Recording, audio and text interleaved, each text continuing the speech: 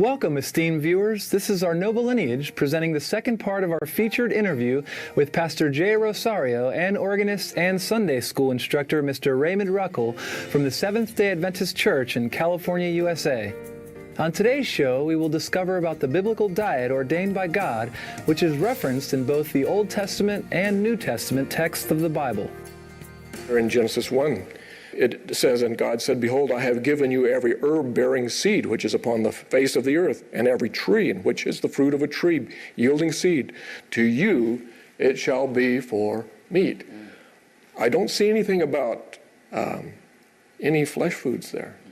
The essence of vegetarianism is a respect to God's creation and is really following the dietary plan that God gave us. The essence of meat eating is death. There's a death involved, and that's contrary to the original plan that God had in mind, and it's promoting what life is all about. So that's one way of looking at it, is the fact that God is a promoter of life, and when you consider all of the countless animals that have been many times tortured, many times treated very unpleasantly, and they're just fed all kinds of strange things for the benefit of, the market, for the benefit of just sales. It could do a lot of, not only is it harmful for the animal, but it's harmful for those that consume the animal. So these are contrary to the Christian philosophy of living in life.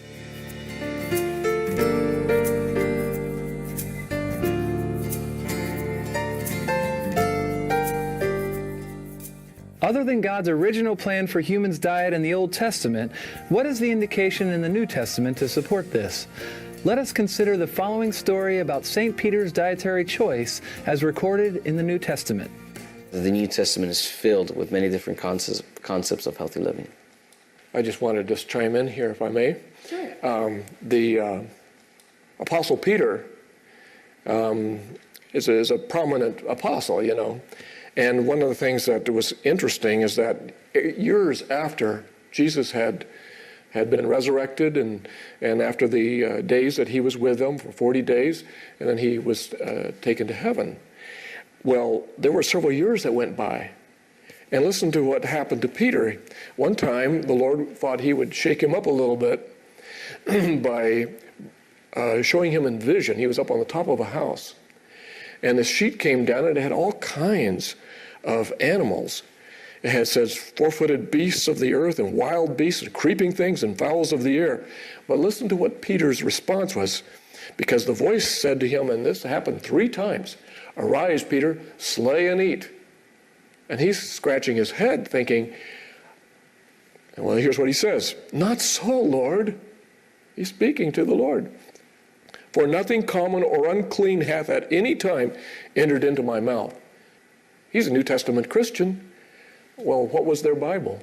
Their Bible was the Old Testament. And so he was living according to those same principles.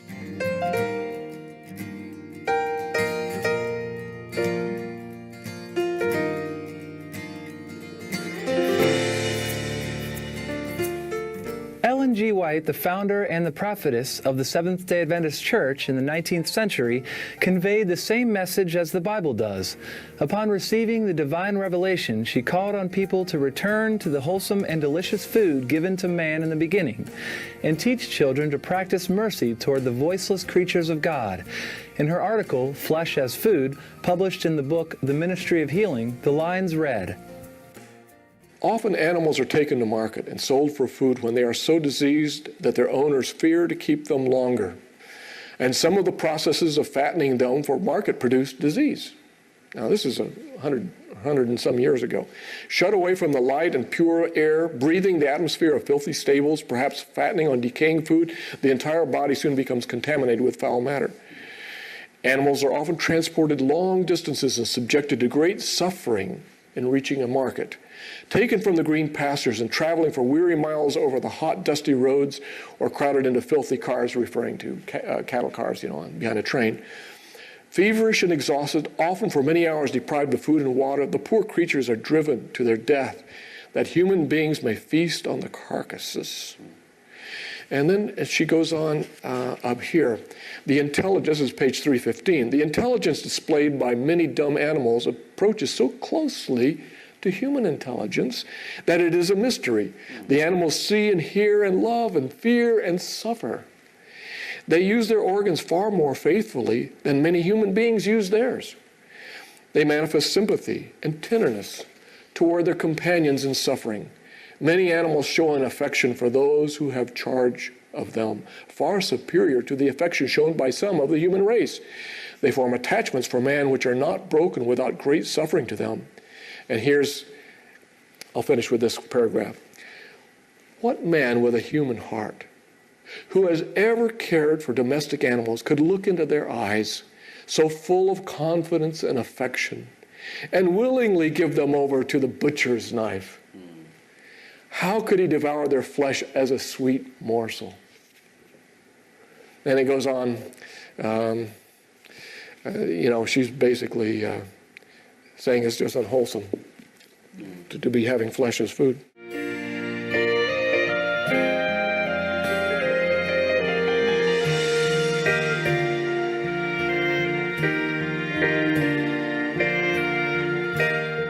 When we return to our noble lineage, we will learn more about the biblical vegetarian diet practiced and advocated by the Seventh-day Adventists.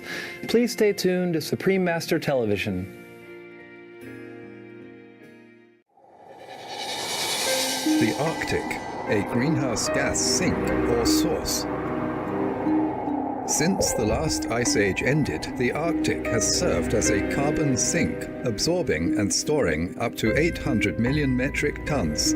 However, due to warming temperatures, it is now emerging as a source of greenhouse gases. A source of greenhouse gases. The warming in the Arctic is about twice as large as the warming for the globe as a whole.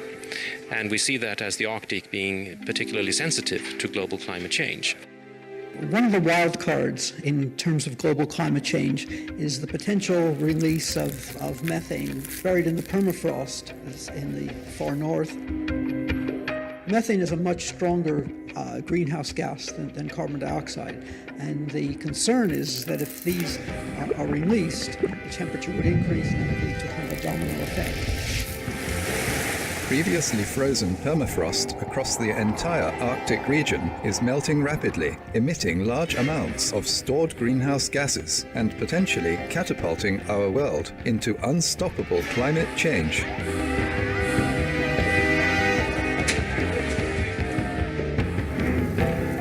Losing the permafrost is a danger signal. It would be quite catastrophic because there's nothing that we could do that would stop it. When you're dealing with processes that are so powerful and can change the planet so dramatically, it's best to be cautious and basically try to limit emissions and to live sustainably. Cool the Arctic, cool the Earth. Be veg, go green to save the planet. All information concerning the scientific evidence of climate change and its solution is in Supreme Master Ching Hai's book, From Crisis to Peace, free to download at crisistopeace.org.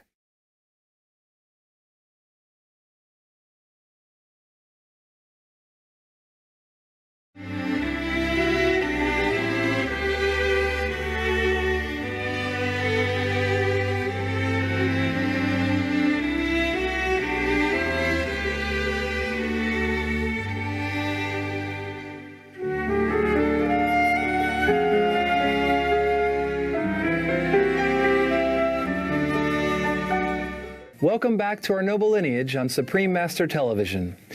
In today's show, we are very honored to have Pastor J. Rosario and organist and teacher, Mr. Raymond Ruckel, talking about the biblical diet, which is compassionate, healthy, and environmentally friendly.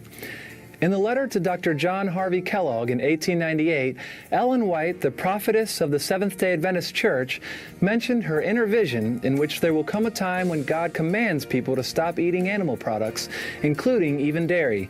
The letter is compiled in the book called Manuscript Releases, Volume 18. What I thought was kind of interesting here, the Lord will bring his people into a position where they will not touch nor taste the flesh of dead animals. Then let not these things be prescribed by any physician who has a knowledge of the truth for this time. There is no safety in eating the flesh of dead animals, and in a short time the milk of the cow will also be excluded from the diet of God's commandment-keeping people. In a short time it will not be safe to use anything that comes from the animal creation. Those who take God at his word and obey his commandments with the whole heart will be blessed. He will be their shield of protection. But the Lord will not be trifled with, and I just have one more sentence. Distrust, disobedience, and alienation from God's will and way will place the sinner in a position where the Lord cannot give him his divine favor.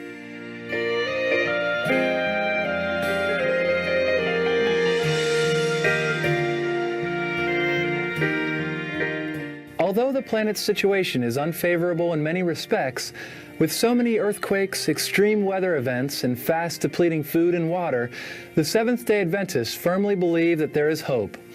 In the near future, we will have a vegetarian new earth as God promised. One of the biggest things that we need to consider is the fact that maybe God is wanting us to be saved because he has a new planet for us. That in this planet we don't have death, we don't have crying, we don't have sorrow, we don't have pain, which these are the very things that we have in this planet. And God is trying to prepare us for that planet. The original plan was no meat. And we read, of course, in Revelation 21, considering the problems with the environment, the problems with the climate, the problems with this planet, God is going to solve all that by giving us a new planet. And in this new planet, the Bible says there will be no more death. And if there will be no more death, then that basically means that animals will not die. And of course, there's even a verse in Isaiah that says that the wolf and the lamb will dwell together. Not only will humans not eat animals, not only will animals not eat humans, which that's something that we see even here, but even animals will not eat each other, which I think is fascinating.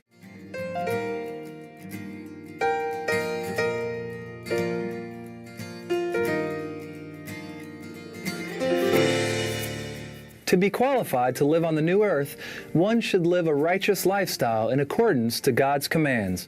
Even though in the not-so-distant future we will be living in a plant-based diet world, it's the best to incorporate all of the things of that world in this world. And I think that's the idea, is to be promoters of life, to be healthy, to have longevity of life, but not only longevity of life, quality of life.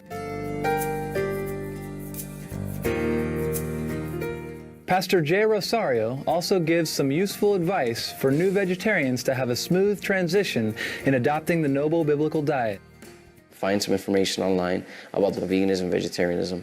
There's a lot of healthy things that you can find. Of course, we've mentioned a few from the writings of Ellen G. White, which are excellent. Get some cookbooks, some vegan, vegetarian cookbooks. Sometimes there's substitutes for certain things. We're like, wow, how do I leave this out for my recipe? What do I do? You would be surprised how many other creative substitutes there are to replenish those things that maybe we need to leave behind because of health reasons. So it's not impossible. It is not impossible to adopt vegetarian and veganism. It's just getting the right resources.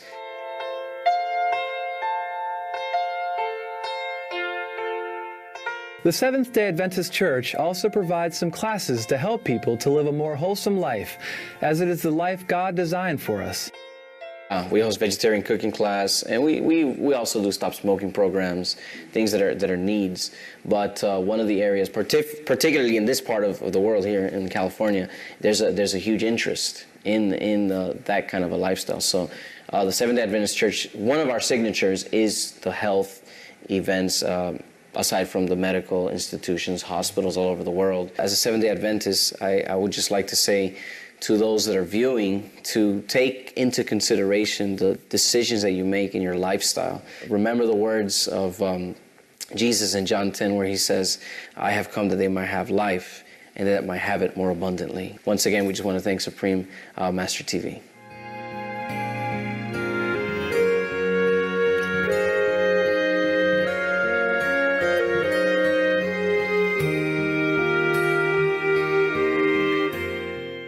heartfelt gratitude, Pastor J. Rosario and Mr. Raymond Ruckle of the Seventh-day Adventist Church, for your noble efforts in spreading the way of divine compassion and blessing.